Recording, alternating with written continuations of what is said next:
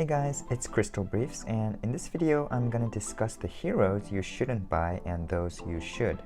If you have 3 11k heroes, this video might not be for you, since I'm expecting most people to be either low spender or not a heavy spender. Before digging into this, I'm totally not against buying heroes that I'm not recommending in this video. If you really like the heroes and want to upgrade those, by all means do so. I'm going to only judge the heroes by their practicalities for war and in general. Also, if you've already done the ones I didn't recommend, don't be ashamed of that, since your choice is never futile. So there's about 5 heroes that I don't recommend upgrading. The first one is FEMME FATALE.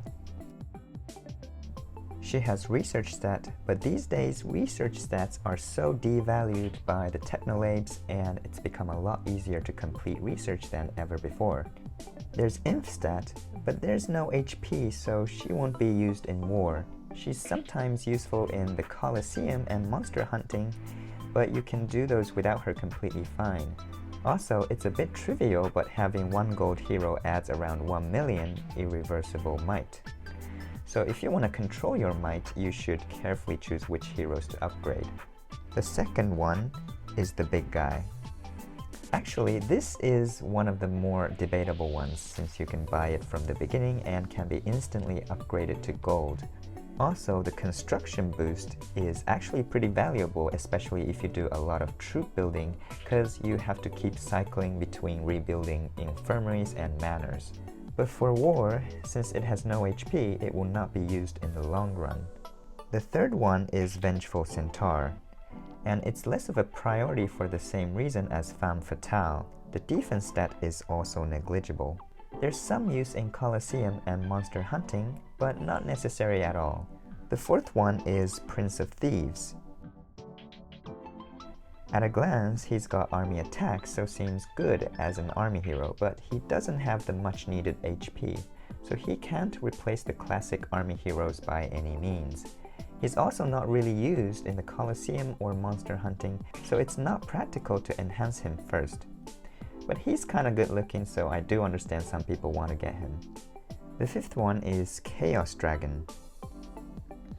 Well, you can get him from Hell Event and 24-hour challenge that's available to older kingdoms for free, but since it's so hard, although not impossible, to get him to gold without spending money, he's virtually a pay-to-play hero, and he's not even a better army hero than more affordable Watcher because of the lack of HP, although he's got 5% more army attack, which was supposed to be a privilege. And I actually see a lot of people making Chaos Dragon as their leader, which I think is a remnant from old times when there was so much hype on attack stats. Everyone said we should focus on attack stats. However, if you follow my channel, I guess you already know that's not the case anymore. The importance of attack and HP stats vary from battle to battle. Chaos Dragon is the one I kinda regret upgrading because of extra might.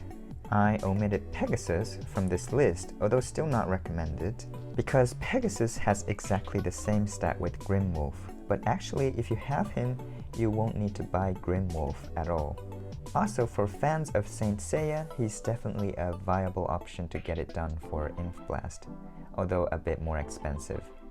Now I'm gonna move on to heroes that I recommend or rally leads should have. By far the best hero to get for war is Chronicler. She gives a passive counter stat, which means she gives you counter stat just by owning the hero. And counter stat is so powerful that I also put it as the top priority for research to be done. The other ones that are also crucial, especially in wonder rallies, are these 3 wonder heroes. Just by owning these 3 gold heroes, you get 600k army size added to your wonder rallies.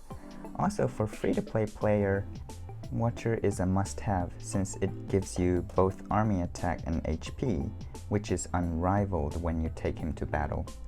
It's also got the training boost, which is rather rare.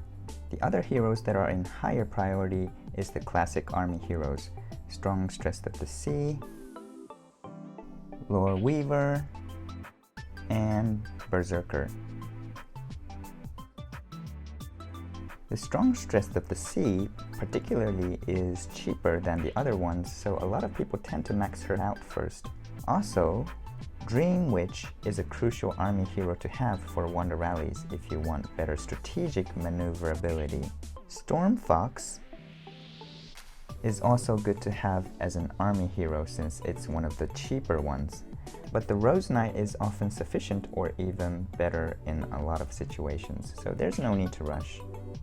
And basically, any heroes that's got both HP and attack stat for Blast is useful for castle rallies, and therefore you should consider getting them all if you want to improve as a rally lead.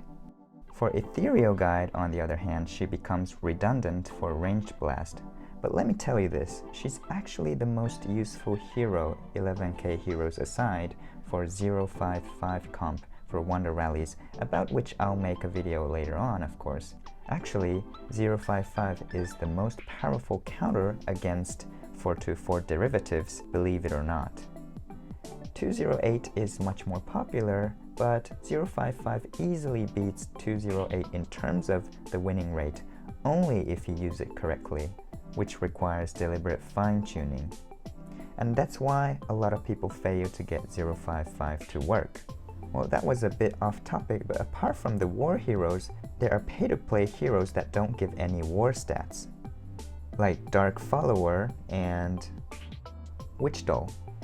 The priority is low, but they've got rare training boost, which gets really important when you start consuming your troops. Since a lot of rally leads tend to build infirms entirely to get as much army HP as possible, they often suffer from the lack of training boost you get from manners. Training boost is reflected also in healing troops, so the extra training boost you get from those heroes are really valuable to rally leads, and that's why I have them finished. The last set of heroes are those with passive stats like Magmaroid.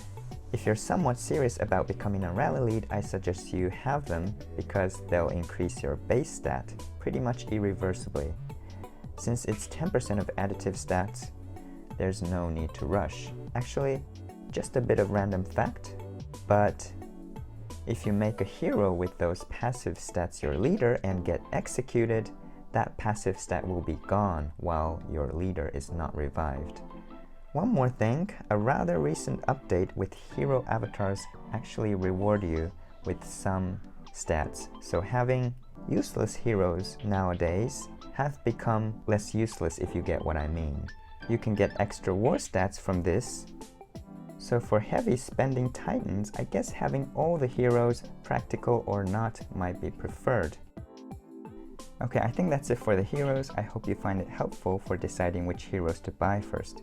Heroes are crucial factors in battles, so I'll keep addressing this topic in the future, and if you want to hear more about that, I really appreciate you subscribe to my channel. Thank you so much for watching, and see you later.